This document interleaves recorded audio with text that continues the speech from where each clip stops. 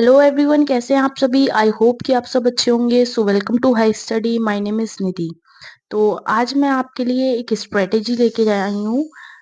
Strategy क्या होने वाली है, जो लोग एस्पायरेंट्स हैं, जो लोग नए हैं, आरआरबी पीओ 2024 के लिए अप्लाई कर रहे हैं, तो उनके लिए स्ट्रेटेजी लेके आई हूँ। स्ट्रेटेजी क्या है कि क्या लेके आई हूँ, how to clear RRB PO prelims 2024। कैसे आप क्लियर कर सकते हैं RRB PO prelims 2024 with in a month. एक महीने के अंदर आप लोग क्या ऐसा करें कि आप लोग ये एग्जाम क्लियर कर सकते हैं। ठीक है, तो सबसे पहले हम बात करना चाहेंगे कि क्या पेपर पैटर्न रहता है आरआरबी पीओ प्रीलिम्स का, और कैसे कैसे तैयारी करेंगे इसकी। सबसे पहले पेपर पैटर्न की मैं बात करूं तो इसमें क्या आता है, इसमें रीजनिंग और क्वांट आती है। ठीक है, रीजनिंग के 40 क्वेश्चन आते हैं, 40 क्वेश्चन क्वांटिट के आते हैं, और दोनों 40-40 मार्क्स के होते हैं। सो जो पेपर आपका आता है वो 80 मार्क्स का पेपर होता है, और जिसमें 80 क्वेश्चंस होते हैं। ठीक है, और इसमें जो है वो सेक्शनल टाइमिंग नहीं होती है। बट इस बार से क्या है, आईबीपीएस लेके आया है कि वो sectional timing according to them वो कर सकते हैं इम्प्लीमेंट। बट अभी ऐसा कोई नोटिफिकेशन नहीं आया है, ऐसा कुछ जो सर्कुलर है वो नहीं आया है नोटिफिकेशन में। बट इन्होंने कहा मे बी वो अप्लाई सेक्शनल जो टाइमिंग है वो अप्लाई कर सकते हैं। Now moving to next one. तो सबसे पहले हम बात करना चाहेंगे कि रीजनिंग में क्या क्या चीजें हम लर्न करें तो जिससे हम प्रीलिम्स बहुत आसानी से क्लियर कर सकते हैं with in a month RRB PO का। तो सबसे पहले हम सिलेबस की बात करेंगे, इसमें क्या क्या चीजें आती हैं। तो इसमें पजल एंड सीटिंग अरेंजमेंट आता है, स्लॉक्स आता है, स्लॉजिज्म जिसे बोलते हैं, ब्लड रिलेशन आता है, कोडिंग डिकोडिंग आता है, डायरेक्शन बेस्ड क्वेश्चन आते हैं, इनपुट आउटपुट आता है, ऑर्डर एंड रैंकिंग आता है। तो अब हम बात करेंगे कि किसका वेटेज सबसे ज्यादा होता है। इसमें पजल एंड सीटिंग अरेंजमेंट का वेटेज सबसे ज्यादा होता है, क्योंकि ये आरआरबी पीओ का पेपर है ना, तो इसमें पजल और सीटिंग अरेंजमेंट का वेटेज सबसे ज्यादा होता है। ठीक है, अब देखिए, अब हम बात करेंगे कि पजल सीटिंग अरेंजमेंट का वेटेज सबसे ज्यादा होता है। अगर 40 मार्क्स का रीजनिंग आया है तो उसमें 22 से 24 मार्क्स की हमारी पजल और सीटिंग अरेंजमेंट ही आता है।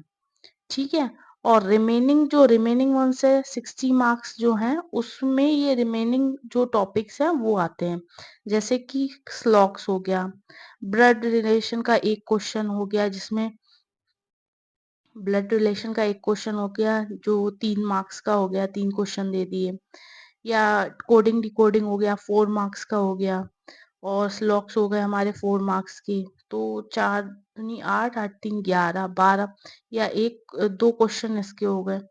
तो अगर बात करें तो इनपुट आउटपुट जो है ये बेसिकली प्री में नहीं आता है। बट क्यों छोड़ना आपको इनपुट आउटपुट भी। तो प्रीलिम्स में वेटेज रखते ही सबसे ज्यादा क्या, puzzle and seating arrangement, then स्लॉक्स आते हैं, ब्लड रिलेशन आता है, कोडिंग डिकोडिंग आता है, डायरेक्शन बेस्ड एक क्वेश्चन आएगा। ठीक है, ऑर्डर रैंकिंग नहीं आता है, और इनपुट आउटपुट भी नहीं आता है, ये मेंस के टॉपिक है। ठीक है, तो आप लोगों को किस पे सबसे ज्यादा ध्यान देना है, पजल एंड सीटिंग अरेंजमेंट पे, और स्लॉक्स पे, ब्लड रिलेशन पे भी, कोडिंग डिकोडिंग पे भी, और डायरेक्शन बेस्ड क्वेश्चन। ये आप लोग विद इन अ मंथ देखिए। आपका एग्जाम कब है, अगस्त स्टार्टिंग में नोटिफिक वो जो आपके एडमिट कार्ड है वो आ जाएंगे। तो इसका पेपर जो है वो अगस्त में ही है। ठीक है, तो आप तब तक आपके लिए 1 मंथ है, तो 1 मंथ में आप ये सब चीजें, इन सब चीजों की प्रैक्टिस कर लीजिए, तो आप आसानी से प्रीलिम्स क्लियर कर सकते हैं। ठीक है, now moving to next one. अगर अब हम बात करें कि क्वांटिटेटिव एप्टीट्यूड के कौन कौन से टॉपिक्स हैं, तो सबसे पहले सिंप्लीफिकेशन और अप्रोक्सीमेशन प्रीलिम्स के लिए most important topic, speed time and distance, time and work, pipe and cistern, percentage, permutation combination, probability, and wrong number series, most important thing for prelims exam, and missing number series, this is also. Okay, तो देखिए बात करेंगे हम simplification. तो ये PO का exam है ना, आरआरबी पीओ का, तो इसमें ये जो सिंप्लीफिकेशन और अप्रोक्सीमेशन का वेटेज थोड़ा सा होता है, पर आता जरूर है। अगर सिंप्लीफिकेशन आएंगे तो अप्रोक्सीमेशन नहीं आएगा, अगर अप्रोक्सीमेशन आएगा तो सिंप्लीफिकेशन नहीं आएगा। ठीक है, अब देखिए कि कितने मार्क्स का आ सकता है, तो ये 5 to 6 मार्क्स का आता है, क्योंकि पीओ का एग्जाम है, और क्लर्क में यही 10 to 12 मार्क्स के भी आ जाते हैं। ठीक है, तो देखिए 5 to 6 मार्क्स का ये हो गया। और अगर हम बात करें तो 5 to 6 मार्क्स की मिसिंग नंबर सीरीज या रॉन्ग नंबर सीरीज हो गई, तो 12 मार्क्स का हमारा ये हो गया। और 40 में से 28 जो हैं क्वेश्चंस, वो अर्थमेटिक एंड किसके आएंगे, डीआई, डेटा इंटरप्रिटेशन, जो कि बेस्ड होती है इन्हीं कैलकुलेशन, इन्हीं टॉपिक पे बेस्ड होती है। जैसे टाइम एंड वर्क की आ गई, पाइप एंड सिस्टम की आ गई, परसेंटेज की आ गई। बट प्रीलिम्स है तो प्रीलिम्स में इजी आती है डीआई, तो डीआई सबसे ज्यादा आती है। डीआई आपको 3 डीआई मिलेंगी, डेटा इंटरप्रिटेशन जिसे बोलते हैं। ठीक है, और फिर रिमेनिंग क्वेश्चन हमारे अप्रोक्सीमेशन, जो रिमेनिंग क्वेश्चन है अप्रोक्सीमेशन और अर्थमेटिक के होंगे।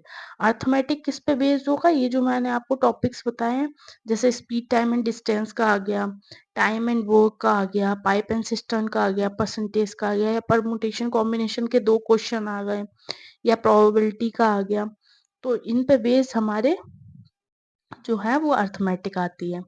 ठीक है, तो इसमें इसमें ये अप्रोक्सीमेशन आएगा, और इसके जो जो मैं पेपर पैटर्न बता रही हूँ आपको कि क्या क्या आ सकता है, तो सिंप्लीफिकेशन और अप्रोक्सीमेशन आ सकता है, और क्या आ सकता है, मिसिंग नंबर सीरीज जो मैंने आपको दिखाई थी, या फिर रॉन्ग, इन दोनों में से एक देगा वो एग्जामिनर। ठीक है, और रिमेनिंग वन क्या है, रिमेनिंग वन है 3 डीआई, और क्या है, और अर्थमेटिक, अर्थमेटिक के क्वेश्चंस है which are based on these topic. Okay, speed time and distance, time and work, pipe and system, percentage, permutation combination, probability, ये इन पे बेस्ड जो हमारे अर्थमेटिक है वो आएंगे। ठीक है, तो अगर आप इन सब की तैयारी अच्छे से करेंगे, जो मैंने आपको टॉपिक्स बताए, अगर आप इन टॉपिक्स की अच्छे से लग के प्रैक्टिस कर लेंगे, आपके पास जुलाई मंथ का टाइम है, तो अगर आप जुलाई में प्रैक्टिस के संग संग, देखिए इसको क्लियर करने का क्या फंडा है, सबसे पहले तो आपने उसको सीखा, लर्न किया। ठीक है, फिर क्या किया आपने, फिर आपने प्रैक्टिस की। ठीक है, प्रैक्टिस की उन्हीं क्वेश्चंस की, फिर आपने क्या करा, टेस्ट सीरीज लगाई, तो आप बहुत आसानी से इस एग्जाम को क्रैक कर सकते हैं। और मैं ये स्ट्रेटेजी बता रही हूँ प्रीलिम्स की, क्योंकि प्रीलिम्स ही आपका अगस्त में होने वाला है। कब होने वाला है, अगस्त में। तो सबसे पहले उसकी स्ट्रेटेजी देखिए, अगर आप लोग इन जो टॉपिक्स मैंने बताए हैं इनकी तैयारी कर लेंगे, तो आपको मेंस में भी एडवांटेज मिलेगा, क्योंकि आपके ऑलरेडी वो टॉपिक करे हुए होंगे। ठीक है, तो मेंस कब है, इसका मेंस है सितंबर में, तो आपको मेंस के लिए तो बिल्कुल टाइम नहीं मिलना है। तो प्रीलिम्स के साथ साथ आप मेंस की भी तैयारी करते रहिए। देखिए, प्रीलिम्स और मेंस में कोई डिफरेंस नहीं होता। प्रीलिम्स के में क्या होते हैं, कुछ क्वेश्चन जो होते हैं हल्के होते हैं, देखिए इजी होते हैं, क्योंकि आपको विद इन 45 मिनट्स उन्हें करना होता है। ठीक है, जो क्वेश्चंस हैं वो कितने मिनट्स में करने होते हैं, 80 क्वेश्चंस 45 मिनट्स में। बट अगर हम मेंस की बात करें तो क्वेश्चन भी हार्ड होते हैं, दूसरा क्या होता है, टाइम भी आपको मोर मिलता है। ठीक है, तो अगर आप इन सब टॉपिक्स की तैयारी कर लेंगे, तो आपको मेंस में भी एडवांटेज मिलेगा।